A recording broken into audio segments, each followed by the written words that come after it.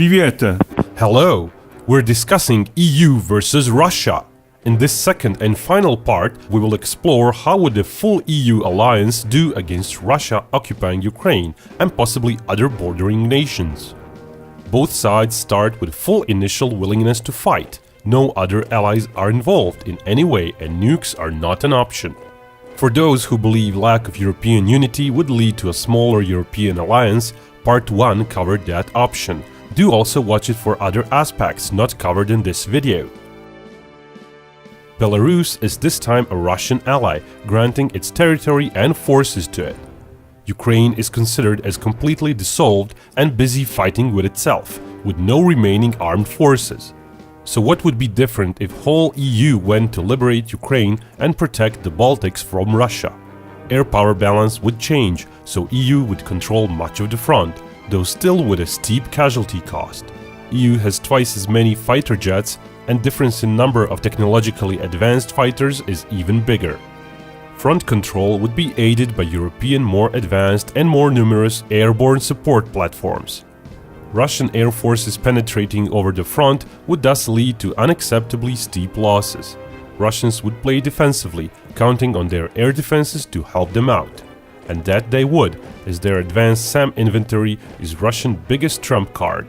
It would make deep incursions into Russia next to impossible and would prevent carefree ground support sorties for the EU strike fleet.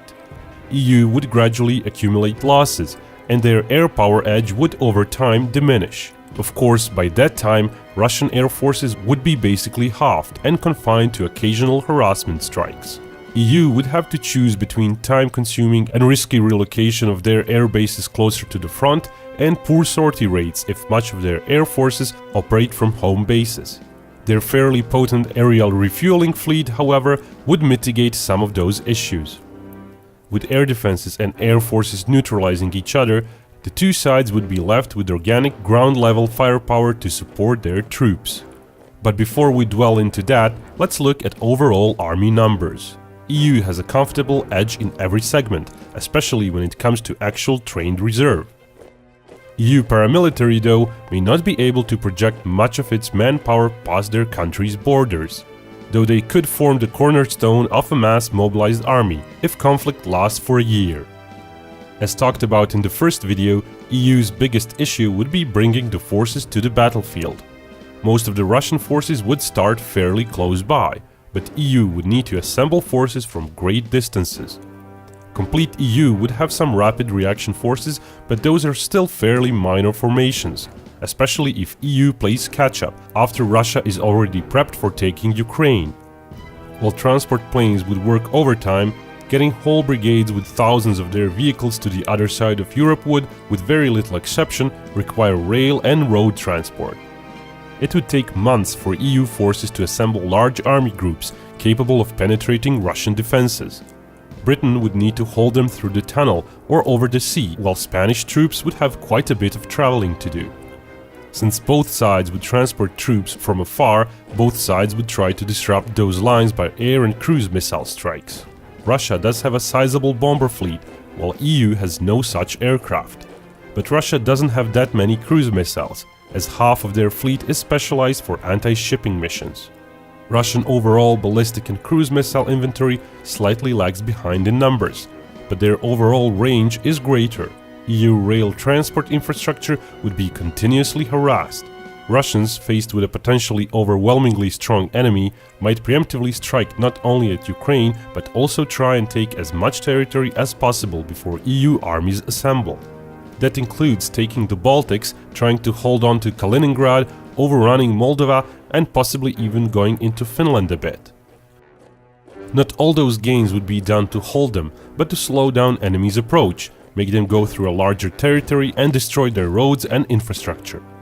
The larger front would, however, stretch the Russian forces, especially the addition of Finnish front and the need to protect its northern fleet's base near Murmansk would tie a sizable part of Russian forces, stretching their army numbers. Indeed, with Baltics being threatened, both sides are more likely to concentrate more to the north.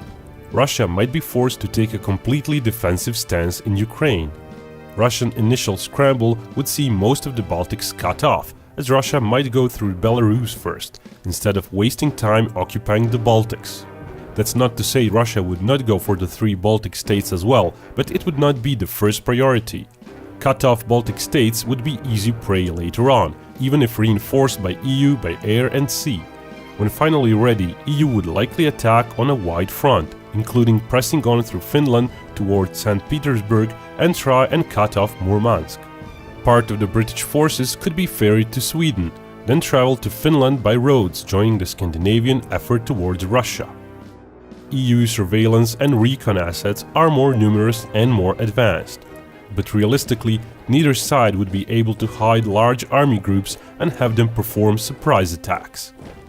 Besides UAVs, helicopters of various kinds would be used for recon and attack, an area where EU has an upper hand, though both sides' air defenses might neutralize a good deal of such assets. Better and more numerous tactical recon platforms would however aid EU in local temporary buildups of forces for added local numerical superiority of its troops. Previous videos said partial EU navy would neutralize Russian naval threat but could not aid much in the overall war effort. The naval conflict would make only a little more sense with full EU alliance. With Russian fleets dispersed and being so far from each other, only the Pacific Fleet could realistically join with the Northern Fleet. But even if they try, they would be badly outnumbered by a more technologically advanced opponent. Option of getting the Pacific Fleet to Mediterranean is not realistic, as even if logistics hold, EU fleet would be waiting for them at the Suez choke point. It is all but impossible Russia could exit the Black Sea with balance of power shown. But equally so, European navies could not go into the Black Sea due to international regulations and neutral Turkey. Of course, politically more realistic scenario might go differently, but that is outside the scope of this video. European Baltic Fleet would equally prevent the Russians from doing much in the Baltic Sea, but it would also be quite in danger of Russian air power, so actually making landings around Baltic states or blockading St. Petersburg would be unlikely. Pushing north around Scandinavia may be plausible for EU naval might, but as they get closer to Murmansk, Russian smaller craft would enter the fray as well as sizable Russian naval aviation. Russian submarines would also be better utilized defensively, but EU has a vast fleet of anti-submarine helicopters and enough ships to hold them. Still, proximity to Russia would mean Russian land-based air forces would negate all the European advantages. EU would risk losing much of their fleet to Russian air force and coastal defenses for little to no gain.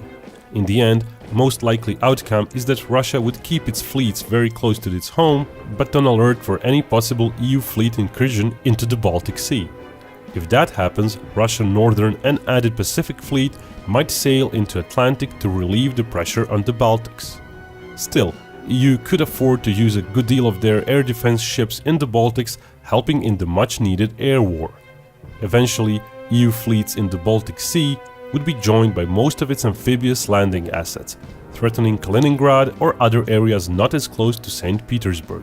But even if landings are performed successfully quite close to the front line in the Baltics, they would be but a drop in a bucket.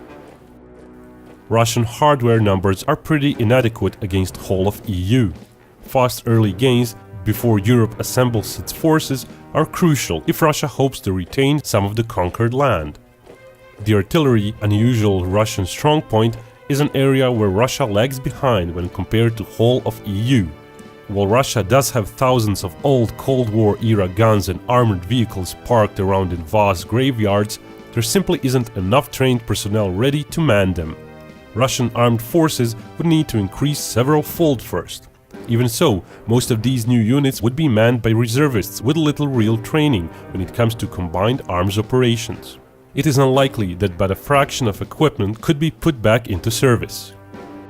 First several months of the war would be unlikely to bring much movement over the front, but once the European armies consolidate, Russian coalition could only steadily retreat while inflicting the attacker somewhat bigger casualties. Russia has no area in which it has an upper hand except the air defenses, but air defenses are a niche defensive weapon. With weaker ground forces, those air defenses could not play a role in the offense, as there would be no offense. Eventually, the European might would mean the overall casualties would remain comparative to Russian ones. As said, more numerous forces, greater battlefield mobility, and better aerial recon would help concentrate EU units more efficiently and result in local overwhelming numerical advantages. If political willingness to fight remains high for both sides, EU coalition could overwhelm Russia with numbers. After a year, a huge number of mobilized conscripts could aid the Europeans. It might be bloody, but eventually EU would win this fight through sheer numbers and technology. But for EU to succeed in the real world, it would be imperative to either have powerful allies like the US or to have full support of its peoples and foreign policy. Because if the EU military coalition loses an important member or two, if it can rely only on the country's professional soldiers, if mass mobilization does not happen, and if EU economies do not switch to wartime production levels, overall EU strength would be almost halved, and thus the end result would be closer to what the first video in this series suggested, instead of a victory. And of course, such large-scale war could lead to nuclear weapons use. EU lags quite a bit behind there, though realistically we would already be talking about US involvement by then, and a global nuclear catastrophe.